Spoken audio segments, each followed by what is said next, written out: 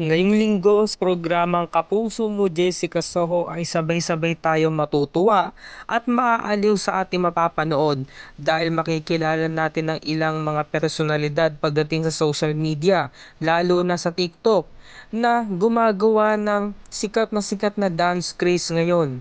Ikaw Kapuso, nakapag-entry ka na ba? Nagawa mo na rin ba ang SEO na ito? Sabay-sabay natin tutukan niya ngayong linggo ng gabi sa programang Kapuso Mo Jessica Soho.